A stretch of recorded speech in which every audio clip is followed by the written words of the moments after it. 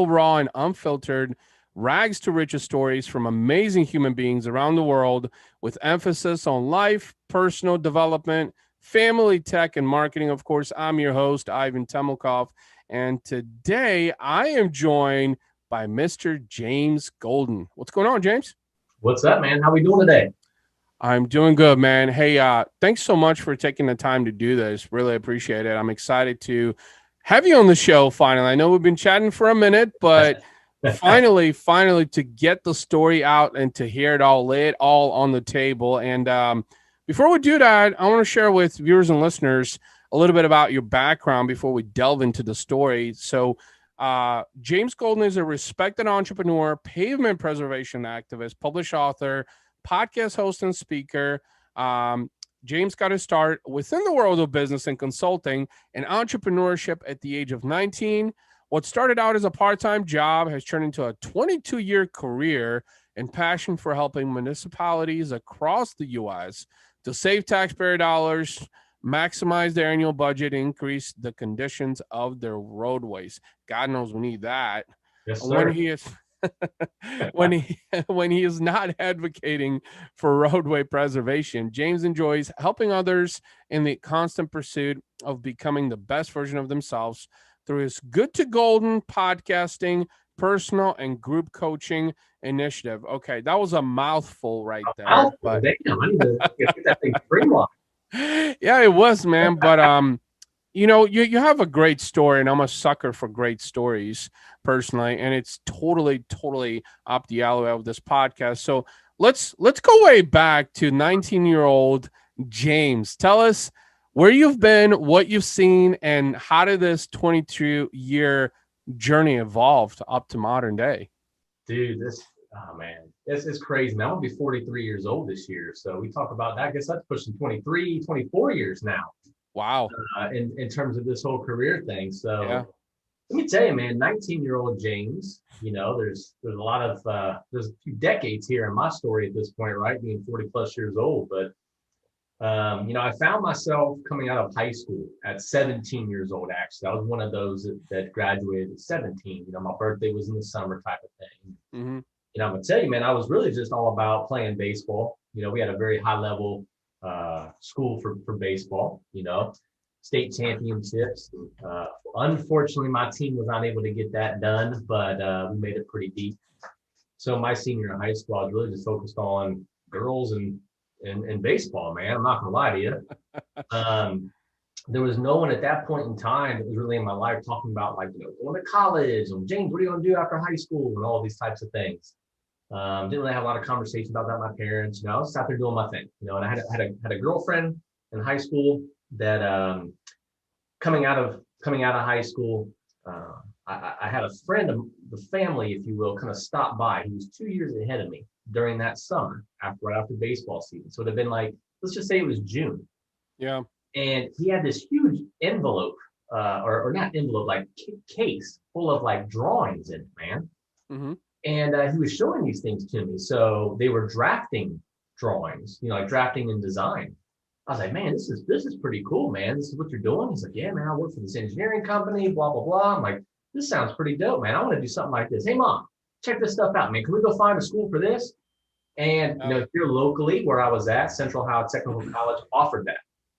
So I went into the School of Drafting and Design, man, like a skilled trade 2-year program, pretty much right out of high school. I started that fall. Yeah. So 18 years old, still with the same girl from high school. And we got some great news, honestly. The news was maybe not great for an 18-year-old at the time or a 17-year-old for her, but man, I found out that she was pregnant. Okay. So the bottom line was I took I was a year out of high school and took my girlfriend that was still in high school to her prom, like, gosh, how many months pregnant? 7 months pregnant? 8 months Oh, pregnant. wow. Yeah. So we were that story from a small town graduating class of 100. This is pretty small here. So 19-year-old James will catch up to that pretty quick. 19-year-old James found himself becoming a father, trying to figure out, we're going to get married and all this type of stuff, dealing with those pressures as young kids, Oh. both sides, her and I. Right about that time, I had been working out of high school while I was going to school. I was working at Foot Locker, getting prepared in the evenings. I had an internship at the Ohio Department of Transportation. And Yeah. I was to go for them. I was the intern. So I'll be working with a little bit of drafting stuff, for my school efforts, working with some of the engineers. But mostly I was just scanning documents and copying and stuff like that, man. Let's be honest. But it showed me a little bit of the world of engineering, if you will, what was going on there. And I got an opportunity, that's what life's about, right? Opportunities, Yeah. so, golden opportunities is something I talk about for obvious reasons. But I'm Yeah. always cognizant of opportunities and always been a little bit of a risk taker, even in my childhood and stuff like that. But the bottom line was, I got a phone call one day, man, old school. Remember back in the day when you had to like take the phone off the wall and you're talking to it and walk around with an 80-foot cord? It was Yep. one of those days. Yep. And it was someone, remember I played baseball, right? So playing baseball at that level, we helped the youth, doing some coaching and being a little bit of a mentor in the summer programs. Well, Right. one of those coaches kind of got wind of what I was doing after high school and reached out to me and said, "Hey, I got a guy you need to meet. He's doing this thing called pavement management. He needs some help this summer. I told him that you're working out at ODOT. You might be a good fit to kind of figure some stuff out." He said, "I might pay you a little bit better. And by the way, I know you're about to have a kid." That news gets out fast in a small town, right? Even back in the day when there was no internet or social media. Word of mouth, man. Word of mouth, man. So the long and short of it was I met this gentleman at a Tim Hortons. He explained to me what this pavement management stuff was. I was making $7.50 an hour at ODOT. And honestly, I really wasn't seeing much of a career there. I mean, like, oh my Lord, it felt like a dark dungeon I got to go into every day. People seem miserable with their lives, working in cubicles. And I was picking up on all this at a young age. This guy was giving me an opportunity to go out on the roadways, evaluate conditions of roads, and I was basically all by myself. I didn't have a manager breathing down my neck, so bottom line is I took the opportunity. I left ODOT, which a lot of people say, well, geez, man, that could have been your ticket. Yeah. A state job, benefits, especially having a kid at 19. I didn't look at it that way. I looked at it was like, oh my God, I'm probably going to be miserable working here the rest of my life. Let's just try something new. So that's what I did, man. So I will fast track it from there. It's pretty self-explanatory. I worked for that man. He was a civil engineer, a professional engineer, a mentor to me, a little bit of a father figure. He and I spent a lot of intimate times as I helped build his company. So I kind of turned into an entrepreneur for him, building his brand and company. After 13 years with him, I was ultimately the director of operations, had a team, managed a team, project management type tasks. Yeah. I was a remote employee before that was a term. I basically worked out of my house. I did a lot of data analysis, wrote reports, called clients on the phone. Email was still kind of working its way through stuff. What year was this too, James? I'm just Yeah, curious. so gosh, this would have been 2000. We'll just call it, the year 2000. 1999 is kind of when I got my start in all this stuff. But Yeah. so that whole process, man, I was still married. We were getting a lot of credit card debt. We're just living the American dream, man. Hey, for only 6 small pizzas a month that you don't eat, you can afford this. That's how this stuff was all pitched on credit. We built a house at 20 years old.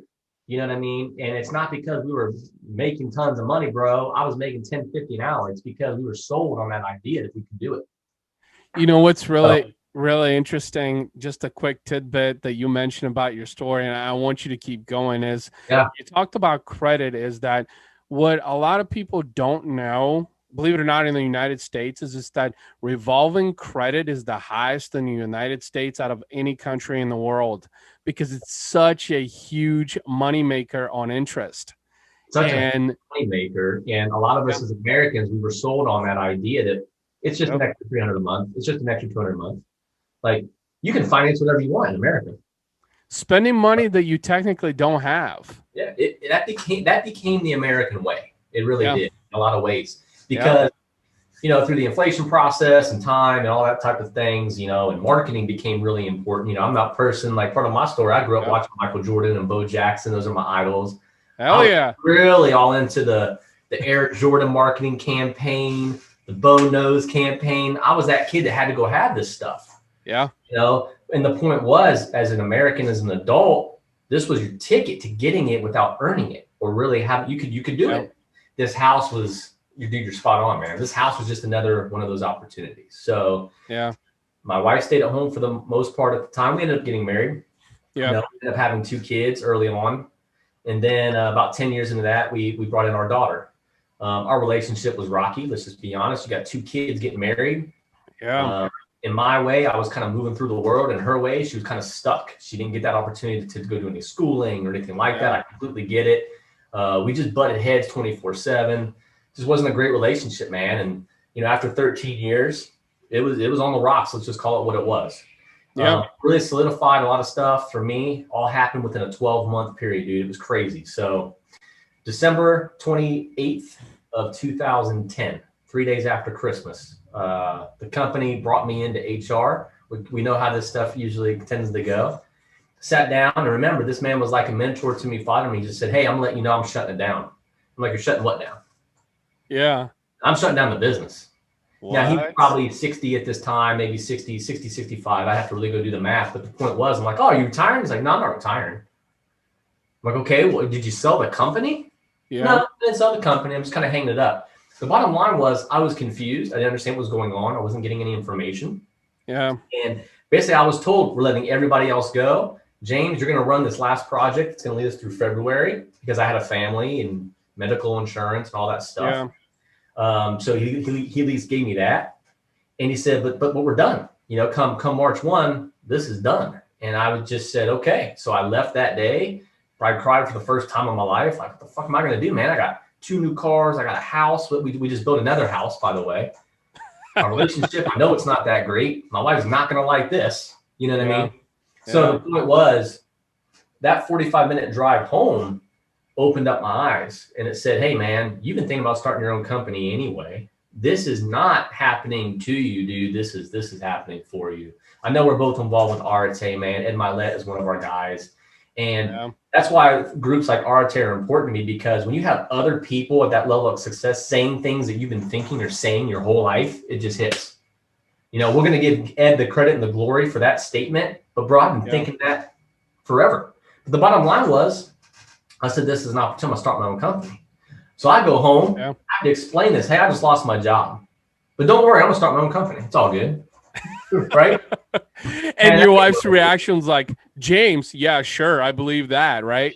Man, I honestly, bro, we didn't have much of a relationship at that time. So I honestly, because people ask, I don't really remember. I'm not saying she hated on it or was embraced it. I just don't have that memory, man. I mean, we weren't in a good spot. So the bottom line was, come March 1, I did that. By June, my wife had left.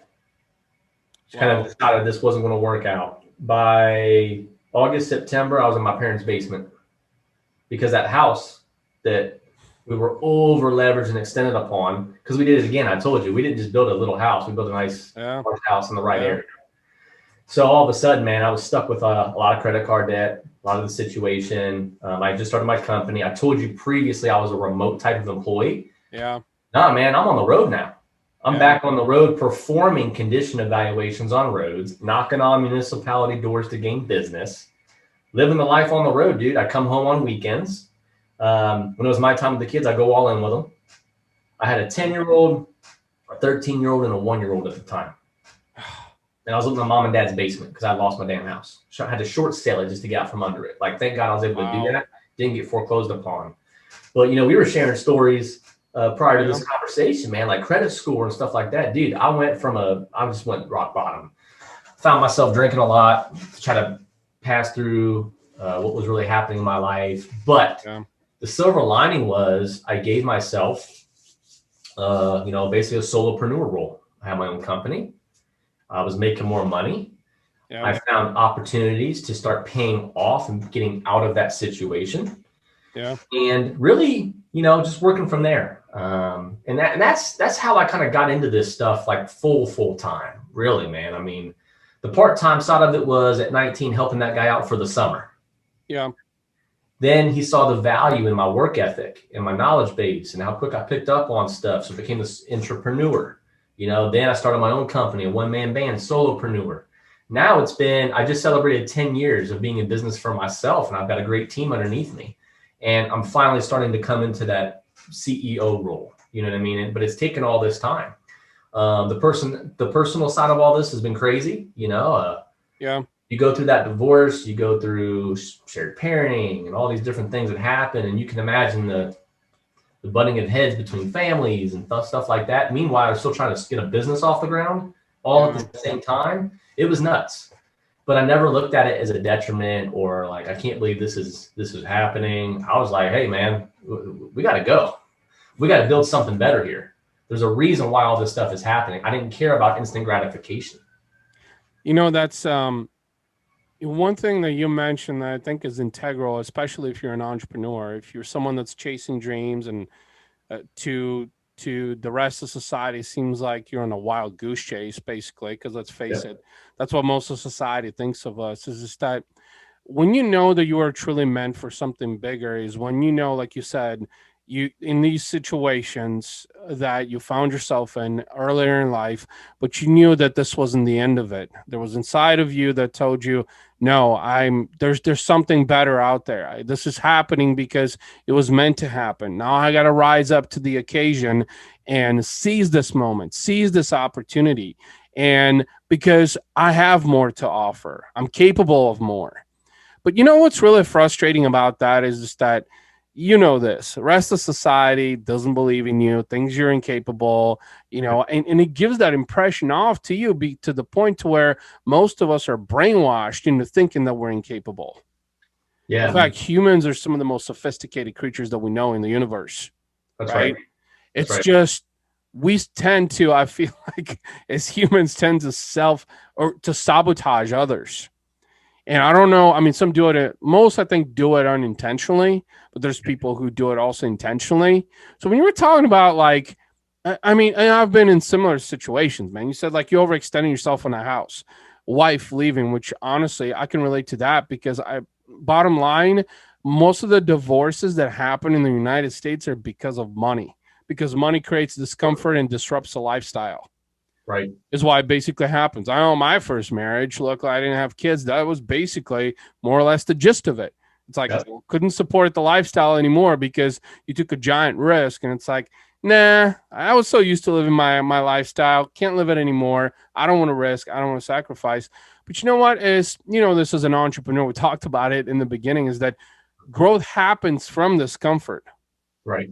Because if there's no discomfort, then there's no evolution, there's no progress, there's no change.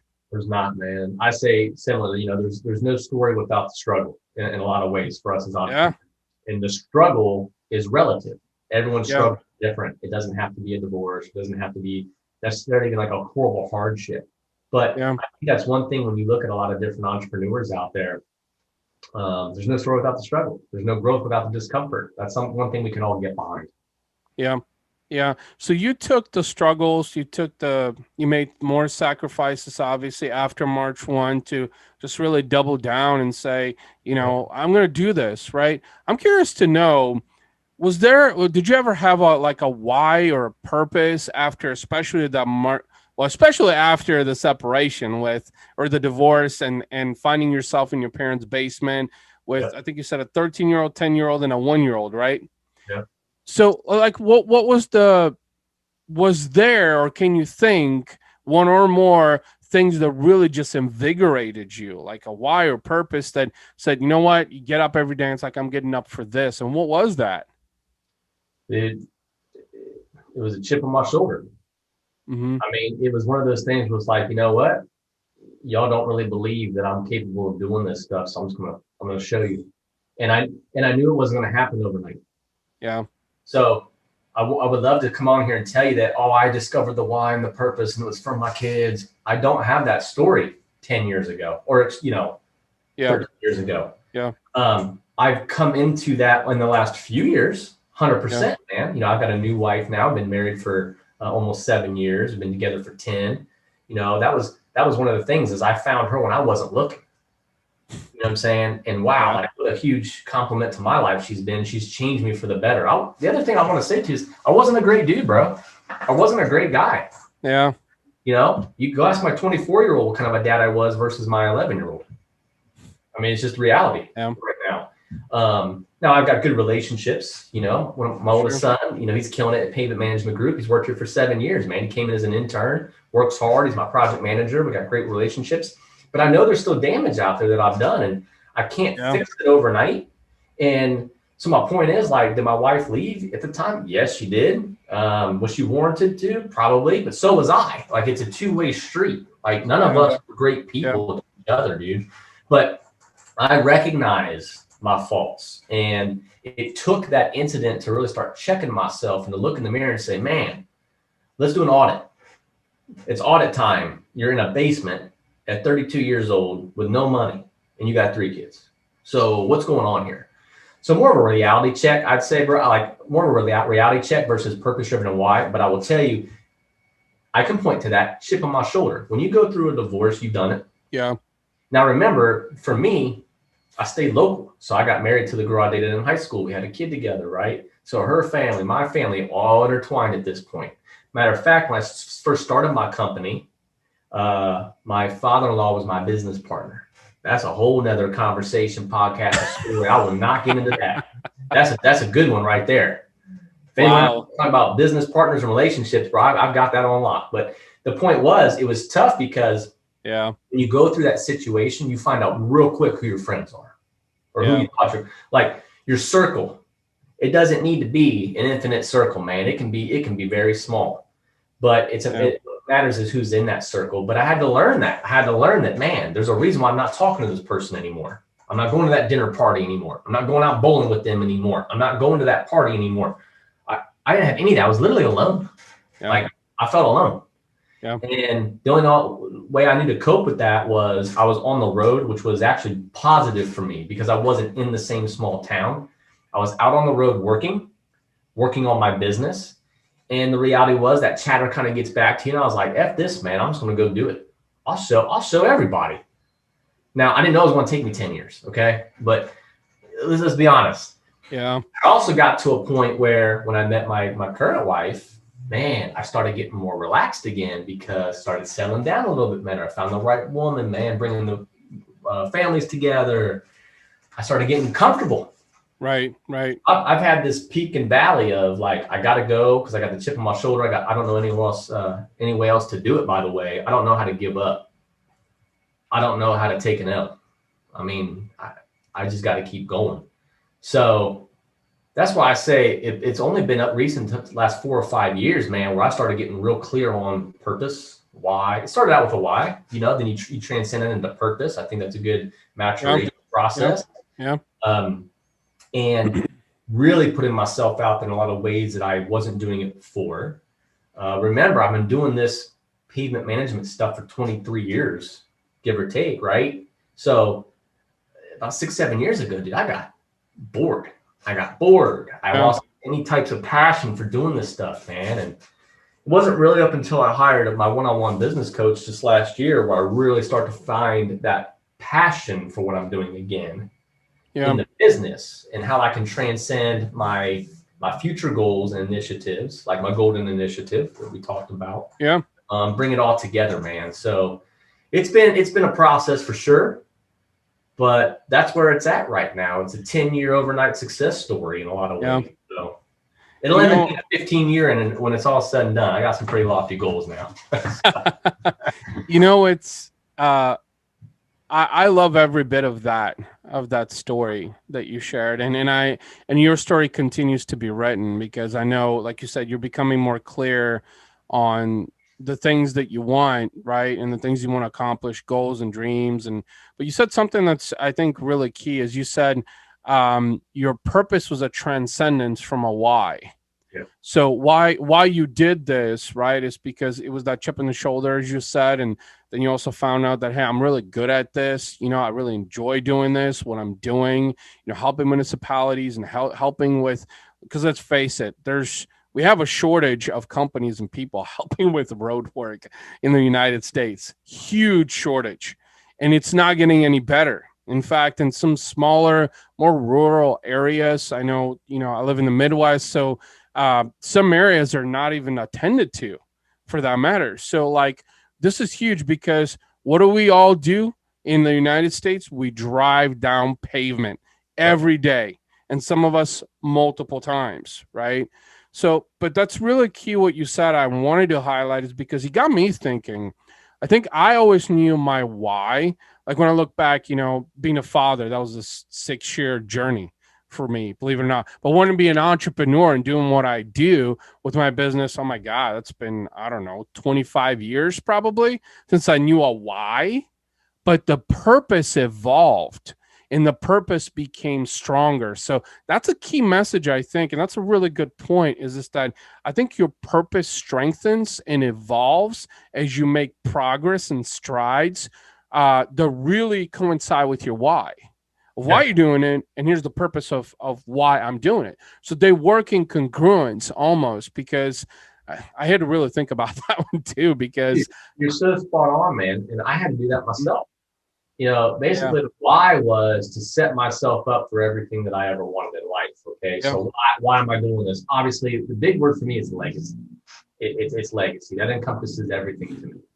Like, I would love to go as far to say that I would love to have, whether it's a brick in the wall or the damn building named after me, at a specific, my local technical college where I started all, I'm on a board there. I help out there. I have a passion for that because I think the skilled trades and 2-year degrees are frowned upon in the United States of America, but these are real great tickets, I'm that person, dude. I took a skilled trade basically and worked through that to become an entrepreneur because now we're doing artificial intelligence and data collection. One of my business holdings is with an artificial intelligence development company.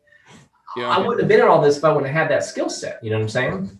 But that's kind of that why is legacy, And then the purpose behind that, really, I found for me was like, man, I love creating value-based connections. I love that. I love talking with people. I love helping as much as I can. I have a real passion for that. And what is the biggest connector in America? It's the roadway network. I mean, let's just be honest. When I had that epiphany, I'm like, oh man, I can create connections. You know what I'm saying? And then I started being, reinvigorated with those passions and how I'm really helping our local municipalities do better with what they've got. Get that story out there. And, that's, like I said, it's only been the last couple of years, though, last few years, where all that's kind of come together. I mean, we don't always really know what you know. And, one thing that you said about skill trade that I wanted to touch upon, because, and by the way, I think your business is about to skyrocket too. I think it will, and here's why is, so my father actually has a business in the skilled trade space. He was in the union for, I guess 15 years or so, maybe even longer, and then ventured out to start his own business that does flooring work, basically. So it's a skilled trade. Manual labor is I think the keyword that people use. Here's the thing. Now more than ever in this digital era, and you've had to immerse into it in the social world, it's primarily, I think society is so immersed into being a keyboard warrior, and they're forgetting that you still got to do stuff with your hands and your brain. And skilled trades are still to this day some of the most respected, but there's a shortage of people who are willing to actually invest and learn about it. And I know this because being involved with my father's business and then your business, like you mentioned, like it's not hard to do pavement work, man. Like, who wants to fucking do that shit? Like, nobody. Like, they'd rather just sit, at a desk, at a computer and crunching away on the keyboard because it's easier, because you don't have to do manual work. The problem with that is that, and that's how people get fatter and unhealthier, and develop stress and anxiety and body ache problems and shit. So the skill trade, hence why it's called skill trade, is about to have a huge and even bigger demand because there's a shortage, which means, and I think maybe you face this, is just that the issue is, how do I find people? How do I find more manpower that is not so immersed into this digital and social world, which is so intricate to our lives because we live on phones, we live on laptops. It's just part of our way we communicate, right? But too many people get so immersed into it to where they forget about. So I think I personally have a huge respect for what you're doing, man, because you are filling in a void and creating solutions to really big problems. Because if it wasn't for companies like you, we'd have fucking potholes everywhere. That's And we right. still do, because I know in the state of Missouri, MoDOT is terrible. IDOT, state of Illinois, they're fucking terrible. They're even worse, when it comes to it. So, like, who's going to do it? And you know what? People will turn around and say, well, we're not taking care of this. No, it's because we're not investing in it. We're not getting people interested in it. So I think you have a huge opportunity from an educational standpoint to really create more enticement, and people understand that, like, there's a demand for this, and we need to fill this demand. And you've got a tremendous opportunity to do that. But this, right, James, is people still have to take initiative. You have to take the initiative, man. And that's the thing. So I love everything you just said about the skilled trades, and you're 100% right. Our parents taught us, because I think every parent just wants their kid to do a little bit better somehow. Whatever that means is, again, relative. Yeah. A lot of us were told to go to college. That was the only route. And your parents were telling you to go to college. It was the only route. Whether they believed it or not was irrelevant. So what happens? You have this millennial generation that went to college. They're coming out with $60, $70, $80, $100,000 of credit card, student loan debt. Yep. Not working within the field they went to school for. Right? This is a serious problem. It's a huge problem. I got two sons. One went to school for a year and said, I can't do this. I said, I told you probably shouldn't have. And now he works at PMG, developing skill sets. Yeah. The other one's 2 years in Ohio State for marketing and business. He's about to go into the Fisher School of Business. We'll see how that pans out for him, right? But at the end of the day, you have a skilled trade. Look at the Dallas situation with all of the water issues that came from a result. Who's laughing their ass to the bank right now? It's the plumber. And I don't mean that in a disrespectful way. I'm just being realistic here. I've got a friend of mine in Arate, by the way, who got his license in Texas because, number one, they needed more help. Yeah. They needed more help. There's a huge shortage, like you just mentioned, because all it takes is one national disaster like this. We need more help. So he got himself licensed as quick as possible. He's a leader. Yeah. He's not just a plumber anymore, right? He leads the entire company, a large organization. So he can employ the people, put the pieces in place to get those homeowners their water hooked back up and get that problem solved. But that's what it's all about, is solving problems, And for me, finding the people, it's a huge point. I'm fortunate to this situation where I'm on the data collection side of the house. I'm not actually paving roads. So for me to grow and scale my company, it was the artificial intelligence component. It's, let's take this skilled trade that myself and 5 of my team members that I've had to teach on. How do we leverage algorithms and analysis, machine learning to do that work for us to grow and scale this business? So I'm kind of fortunate on that end. That's how I'm solving that problem. But to your point, we'll think about the paver operator. So there's someone out there right now in America on the back of a paver, running asphalt pavement 2-3 inches thick down a mile on a highway, right? Right. That is one of the most skilled individuals you will ever meet. Because if you ever look at a paver and how to operate that damn thing, holy shit, dude, it's crazy. Well, it takes a lot of precision, right? It takes a lot of precision, knowledge-based, skill, experience, all that. But what this person can do is, we talked about this earlier before we jumped on camera, man. Yeah. Teach. That's what we're good at. That's what good leaders do, is they teach. So you can leverage that skill set, that unique skill set that you've developed. And if you have a desire to really hit that next level, you teach. You show others how to do it. And then you're not stuck on the paver until you're 75 years old. You're not stuck doing pavement inspections until you're 75 years old.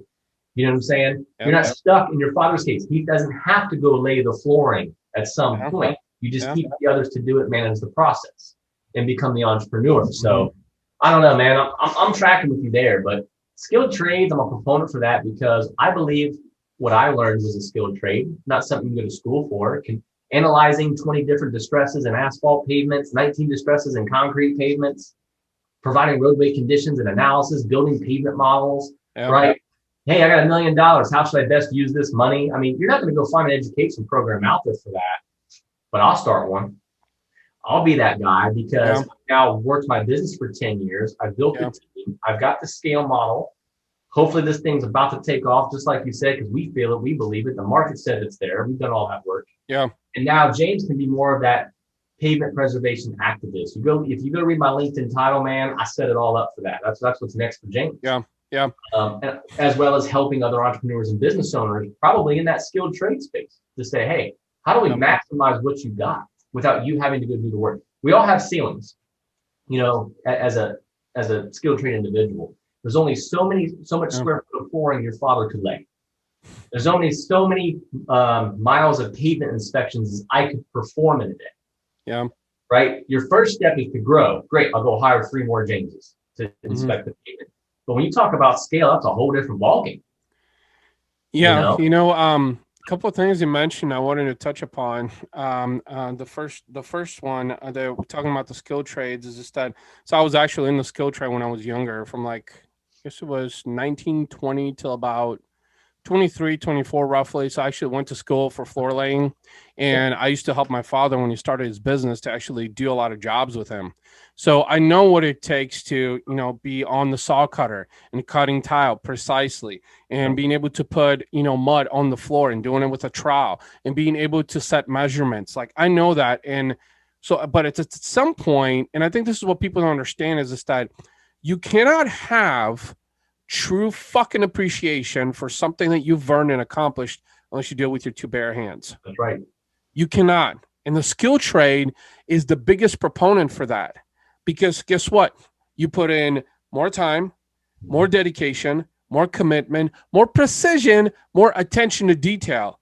And you know what? That's been fucking scrutinized, man. It has been. Now, because I'm looking now at my father, because especially over the last 5 years, is like people will come and go.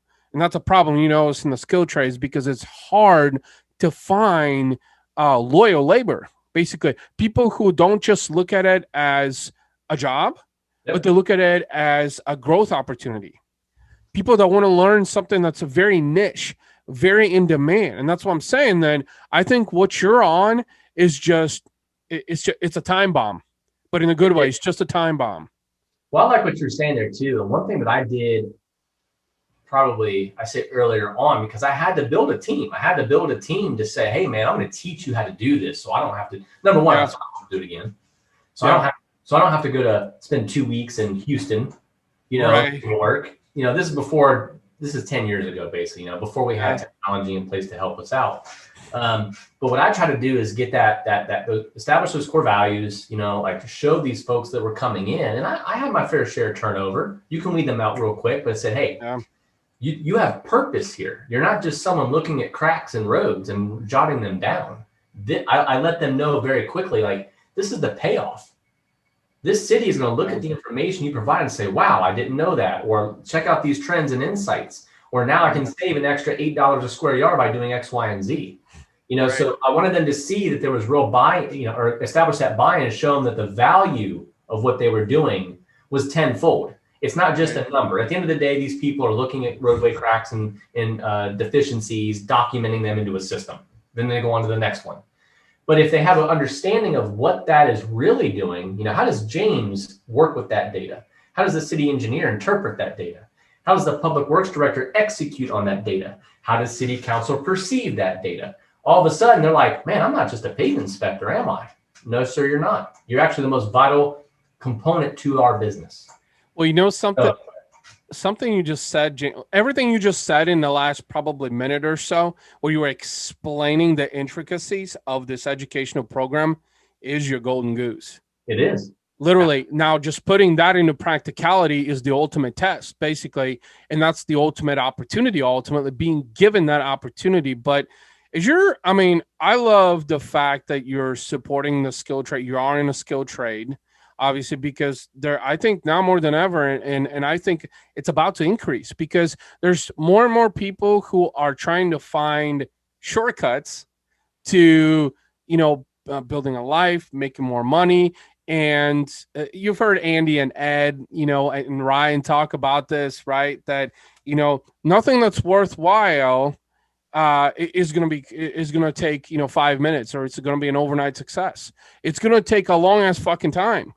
And like, even you said so yourself, it's taken me 20 plus years to really bring, like, to where you're in a place, like you even said, hiring a coach to really help you, like, extrapolate everything that's in your head and kind of compartmentalize it, and then really have some clarity and direction of like how to go about these things, right? And in a timely fashion also. But point being is 20 plus years. I know, And man. It gives me goosebumps, man. Probably I'm freaking bald and the head's off. I wear a hat, man, so you're not staring at the shiny head, but you're spot on. It's all that time, dedication, effort to it. When you talk about shortcuts, dude, there's no shortcuts. Now, depending on how much capital you've got day one, how much knowledge base you have, and how hard you're willing to work, you can reduce the amount of time that maybe someone else that doesn't have that has, right? Yeah. There's a shortcut. The only shortcut that I see in real business are high performers and action takers that maybe hire a coach who's done it, who's been there and done it, because they can shortcut pitfalls. They're not going to shortcut your business or your route to success, but they can help you avoid timely and costly things within your business. So that's my takeaway from my coaching and the groups that I'm involved with. I'm like, man, now I'm really am on the fast track to becoming the real CEO of my business and go out and do the other things that I want. And that's like the Golden Collective, my Facebook group, man. It's just kind of working through on a free model to say, hey, man, how can I kind of help mentor some things here? It's more like mentorship. And then through the coaching effort, it's like, that's what I ultimately would love to start doing. But I've got work to do at PMG. I'm not going all in on a coach. I'm not trying to be some guru. But at the end of the day, I kind of am. You know what I mean? I kind of am. So I'm not tooting my own horn. I'm just saying, like, I absolutely can help individuals, but I've got to see this through so that my company, my legacy, that why is fulfilled. So then purpose can come into play here and down the road. But I'm taking action against those things. Like talk about initiative. So I know that you're right. We are about to blow up. I mean, we already kind of blew up in a lot of ways, to be honest with you, but it's really going to explode. So what James is over here saying is, I'm 43 this year. Where am I at 48, 50? I probably have someone running this business for me. You know what I mean? I've got an operator in here taking care of things for me because I will teach them all this stuff on my side. And it's like, where do I see myself next? Well, you know what? I talked about connection, creating those value-based connections and helping others to succeed. Like I say, hit their next level of success. But I have to take action now against that because like you just pointed to, 22 years to get to here. Yeah. If you can't just show up on the phone one day or in a DM on Instagram like, hey, what's up, man? You need a coach? I'm a coach. Okay, we'll prove it. You know what I'm saying? So if I want to put that out into the universe, I got to start taking action on it right now and build that up over time, right? So that's all I'm saying. There were a couple of things. That's absolutely true. That is absolutely true. But I want to actually allude to something that you mentioned is that, like you were saying, I don't want to become some guru, but in a way I kind of am.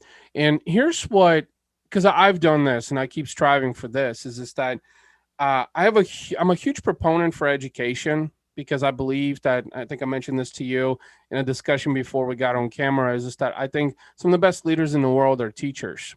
Yes. And I wholeheartedly believe in that now more than ever. So I try to lead with that route. I try to teach people. So, I've been in the digital and the marketing space for 25 years, but I've always done that approach. And now more than ever, I'm tripling down on it as much as I can.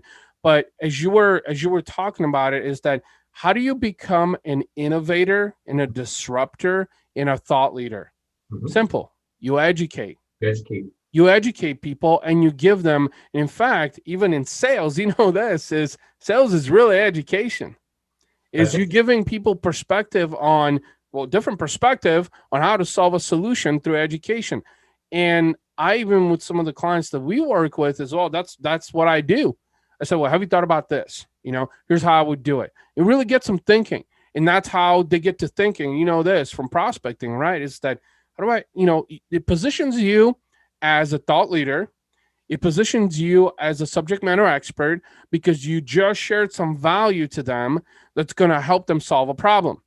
And people are looking for a solution to a problem or just value that they can absorb. And that's what you're doing with your education program. So James and PMG is a disruptor, is an innovator, is a leader, is a thought leader, is a subject matter expert, whatever other title, because you're doing it, but you're doing it because you want to create impact. Right. because you want to change the way things have been done traditionally. Because as we just talked about over the last 40 minutes, is that so much in your industry has been done traditionally Yep. because it has been settled for. And I think municipalities have just said, you know what, as long as the tax dollars are being funneled, we'll just keep doing shit the same way. The way we Maybe fine tune here and there. Keyword maybe, right? Because you know, at the municipality level, how much improvement, technological improvement there is, because you talked about AI, and how often does it happen? Almost never.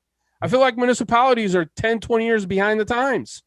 Well, they are. I mean, the pandemic forced them to go to Zoom-based calls and conference Yeah. calls. Because before this, bro, like if I really wanted to fight for an opportunity or for a project or add that value, I had to show up on site. Like these had to be meetings.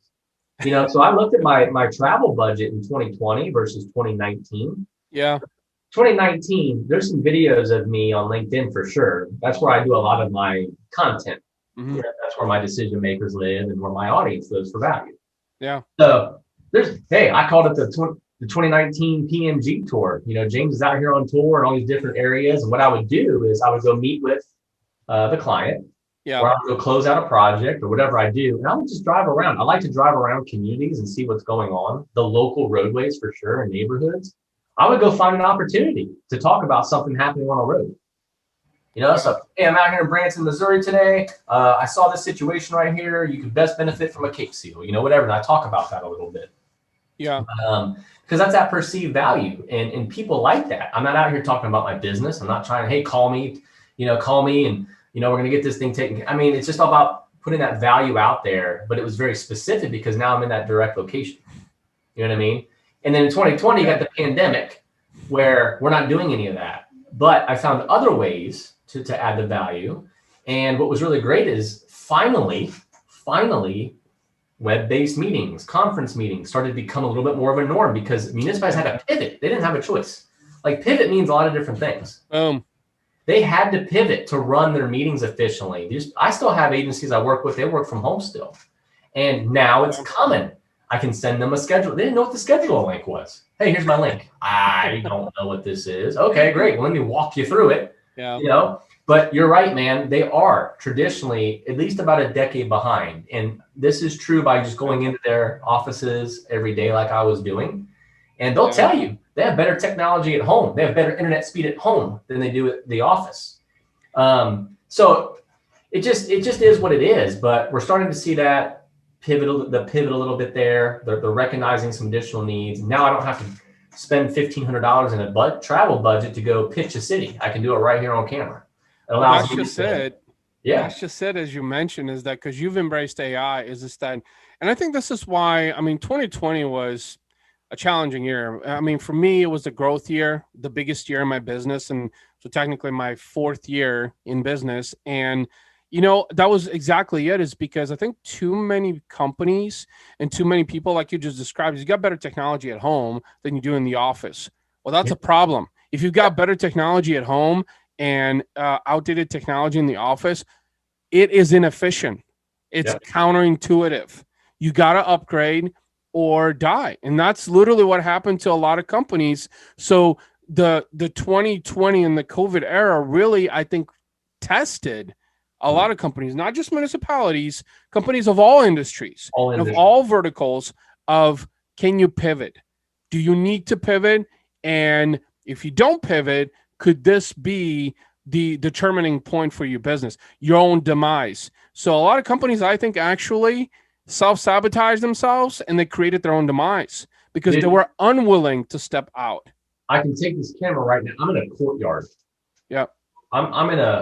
I call this a temporary office location. Yeah. Because I took this almost 3 years ago on budget and just the space to bring my team together because we were working remote for the most part. And I was like, let's build an office culture. Let's blah, blah, blah. I mean, come on. That line of thinking was valid. It was legit. Right. So I didn't need anything fancy. I just needed a place. And this was it. My point is I can take this camera and show you 3 for lease signs right now. Yeah. What you just said. These were more along the lines of brick and mortar. Come on into my office or come on into my storefront or whatever. And I got something for you. They're gone. Yep. This happened within, this was like I would say by fall of last year, give it 90 days, because most businesses aren't putting up the reserves. They don't know how to run a business, cash flow, all these other things, spinoffs that we can talk about, which is always fun, right? Oh yeah. But it's like they're out of business, and you hit the nail on the head. You either innovate or you die. And in a lot of cases, it was just pivot. Yeah. Pivot is innovation. And Yep. I've got great stories from those that you would think, man, they were going to be in really big struggles. They still had their best year, or they were able to weather the storm because they were doing virtual appointments, or anything like that. Anything they could do to scrape and scrounge, especially that restaurant industry, the online ordering, not just relying on Uber Eats or Grubhub, you know what I mean, to find other ways. Those are the ones that I value, because when you can't come into my restaurant and order from me, you're taking away my revenues. And when the government eventually says, I tell you what, we'll let you back in there, but you can only do 40% capacity, or whatever the numbers are. Yeah. They're already running on thin margins. We already know this. That's how the business model is set up for that industry. Yeah. They're not 60% margins like a marketing industry, or 30, 40% margins like an engineering firm. They're on grocery stores, man. They had to stay open. Them damn things run on 2% more profit margins. So the bottom line is, I love the innovation and pivoting and watching it, but at the same time, we saw those that either A, didn't have the capacity, they didn't understand. That's true. Yeah. And those are the ones I really feel bad for, because there were business owners that they were great businesses in terms of like adding value to their communities. Just didn't understand how to catch up to technology, to leverage it right. Then there was others that would just turn the blind eye to it, right? Just, I'm not going to worry about it. I'm not going to worry about it. Then it's 30 days, and it's 60 days, and it's 90 days. Then they're out of business, Yeah. So. It's really interesting. So a couple of things you mentioned there that are so key to business is that, a lot of business, all business is at the mercy of technology. Yeah. It really is, because technology is used for communication. Hence, we're on Zoom doing a podcast right now, right? So, but what's really interesting about that, and I'm going to be pushing out something probably tomorrow that's really going to allude to this, but I've been a technology proponent since I was 14 years old, 26 years, and I've really embraced that. And what you were talking about is like pivoting and understanding that you got to be innovative, you've got to be disruptive, you've got to embrace technology in any form or fashion that's applicable to your business. Literally. And that's what you've done with PMG, with your businesses, like AI, and just, you've got an office and, just digitizing it basically, because what's the alternative? There isn't. There isn't one. And so, man, it's like in our space, I saw an opportunity. This was 2016. I started really thinking about, if I don't make a decision right now, I will die, because technology will surpass. So I had two options. I could have jumped all in on, there are specific types of equipment out there, camera-based, laser-based, that you can go invest into. You're staring at from $250,000 to $500,000 investment, and now you're tethered to a vehicle. That vehicle becomes the data collection capture point, right? Yep. So I'm in Ohio. I pick up a job in your neck of the woods and say St. Louis. I got to drive that fucker all the way out there, or I got to trailer it. I got to get it there. Yeah. Okay. I said, you know what? We ain't doing that. We're not doing that, man. So I strapped up a GoPro camera that was laying around the office to I had a Honda Accord, dude, at the time. I'm not gonna lie. Yeah. Come a long way in four or 5 years. But I mounted a specific way. I hit record, driving down the road, brought the video back on my monitor, looked at it, and said, holy shit, man, I can see everything. It's HD, high definition. Yep. Like, I don't have to just use high definition for watching Netflix now. I can look at pavement roads. No one cares about that, listen to this, except me. Like, I'm the only one who wants to stare at high roadways in high definition. So I looked at it and said, man, there's a or to follow to identify different distresses. Because be honest with you, man, that there's a lot of different types of cracks that occur out there. They're not all the same. They all mean different things, man. Yep. So our job is to identify and recognize it and quantify it, right? So I'm like, shit, man, I can see it all. Holy cow. Let me create a process. So I did that. And I talked to a couple of my staple clients that would take a risk with me and say, hey, instead of me doing it this way, I think I can do it this way. Will you take a look at this with me? And they're like, yeah, okay. Yeah, we can see that. I mean, instead of out there, I said, yeah, we can. Just let me do it. We'll do it both ways. So time, effort, initiative, all that stuff, man. We did this project. boots on the ground, Right. looking at videos.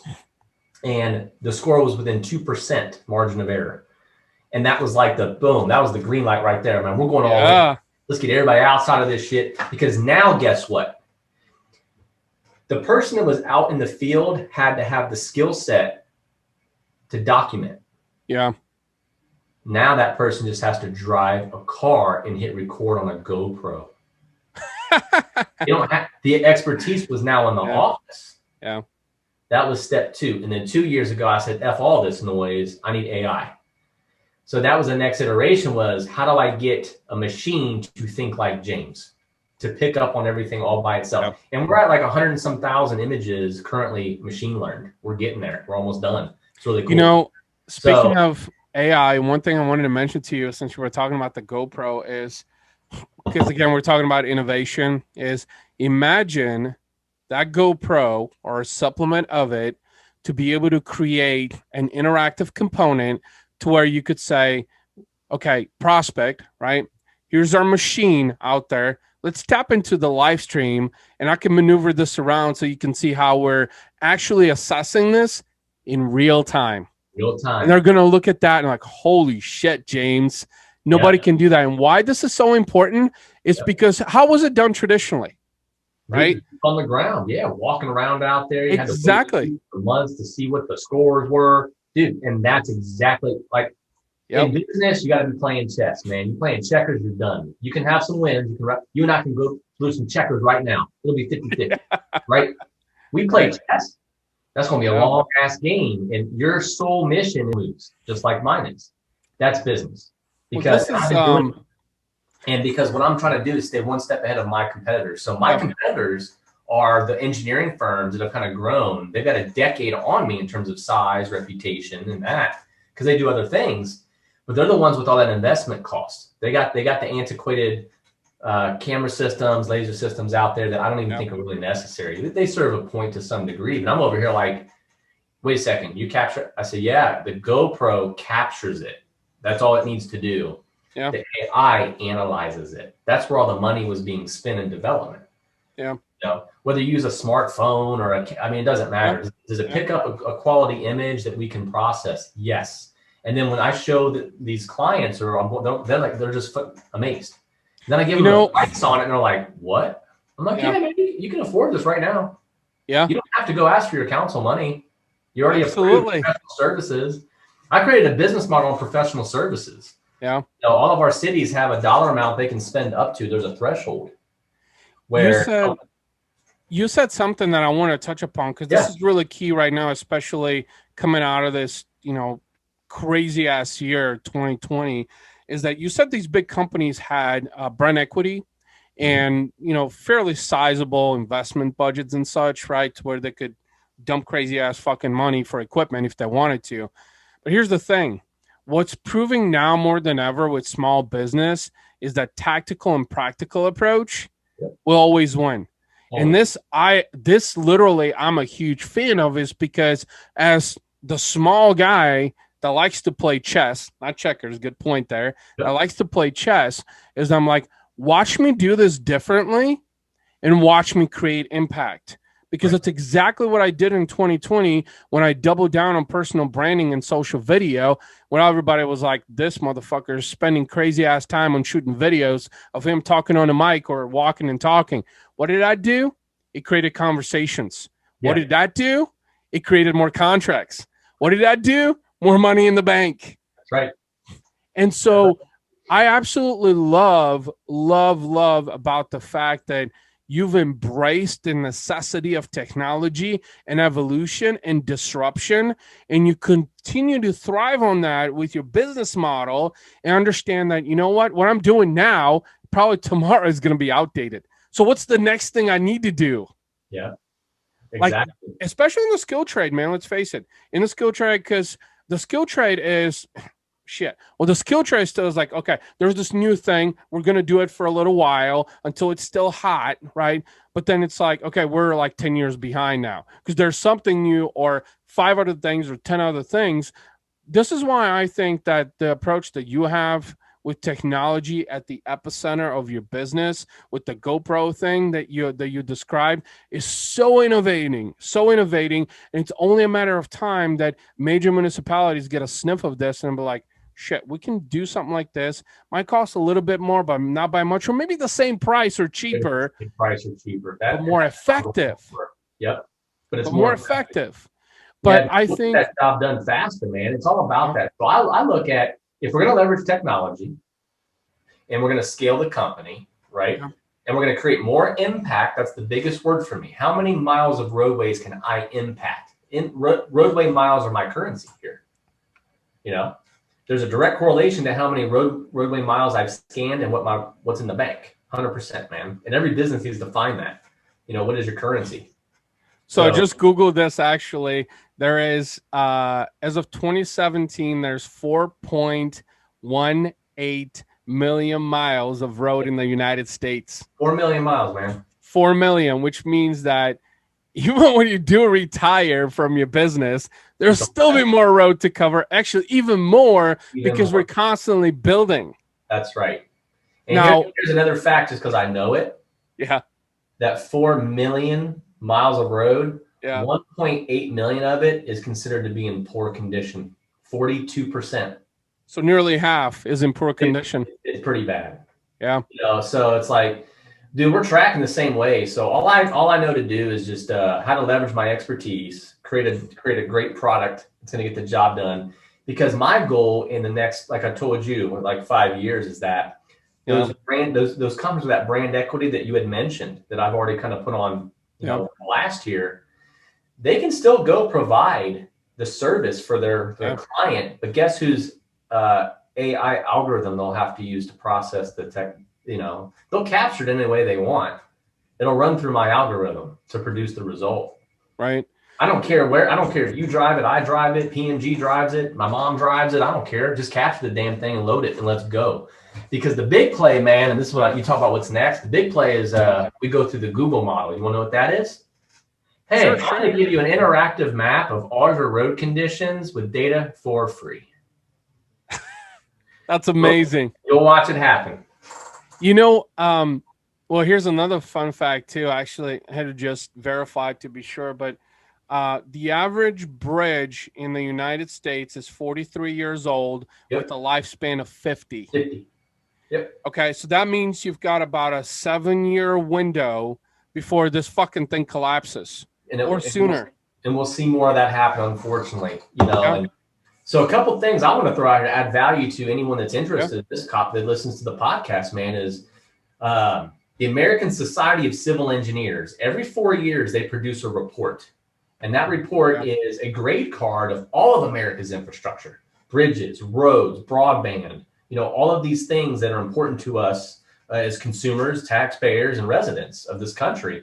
They produce it every 4 years. Their grade card just came out in the last couple of weeks, and you can see all of those things.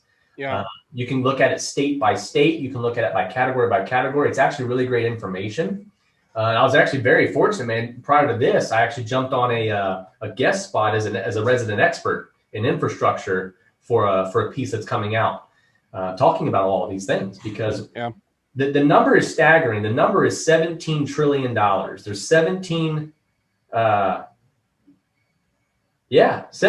trillion worth of backlog out there. What that means is those are roadways that are at or below a specific threshold. That's the dollar that we'd have to have right now to fix all of it tomorrow. We can't do that. That's not going to happen. So even if a large infrastructure bill gets pushed out, it's just crazy. You know, dude, I apologize. $17 million of backlog. 17 million backlog. Just in roadways. Yeah. I mean, it's crazy. Well, one thing I wanted to mention on that, since you said this, is that this is precisely what we talked about a few minutes ago, is that there's about to be a much higher demand for companies like yours, because this has been a problem that has been overlooked for decades and decades. And you know what happens when you overlook a problem once? Maybe it's okay. Twice, you should probably attend to it. Third time is like, oh, fuck, we got to fix this. But guess what?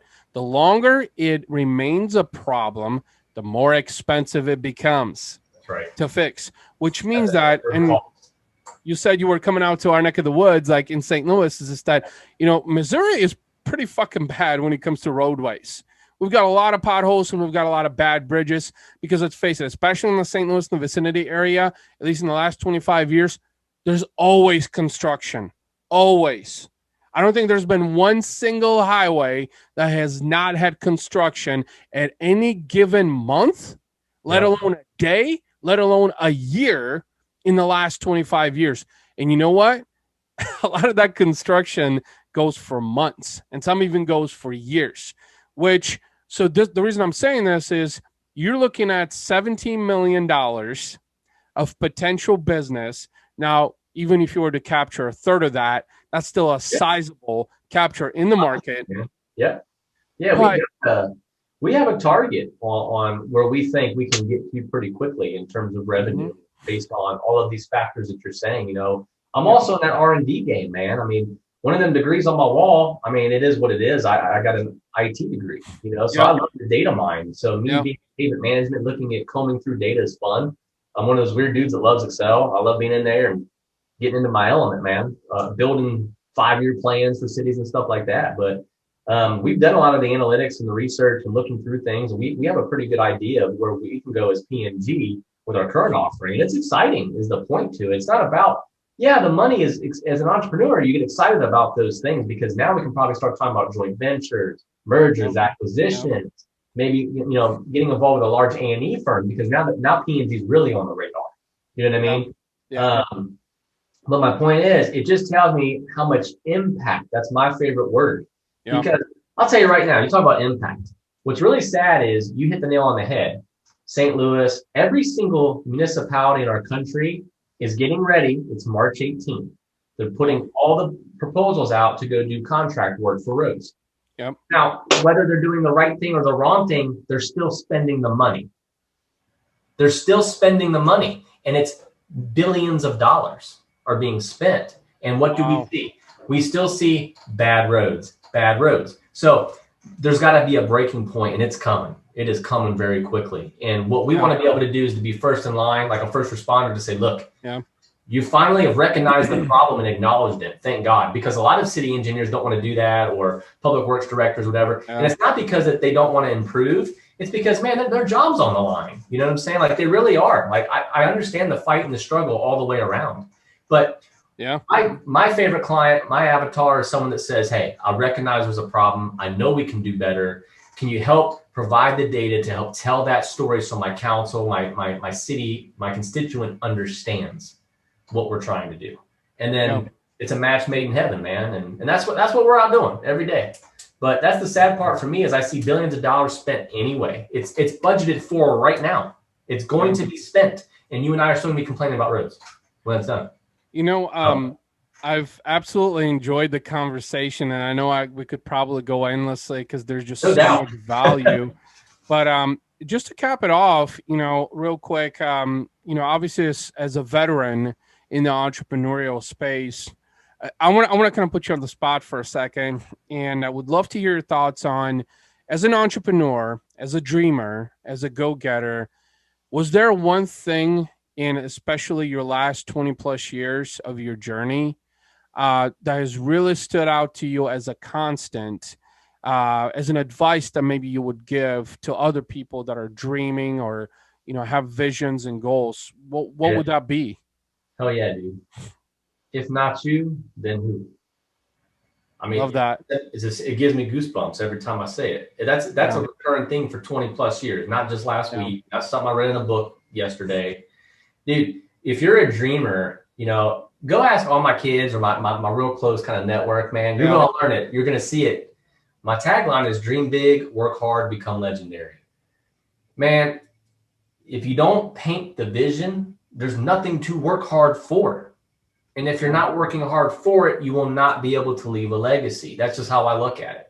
So the way I look at this is this pavement management stuff, dude. I came to fruition several years ago. Like, if I'm not going to have the passion for it, then who is?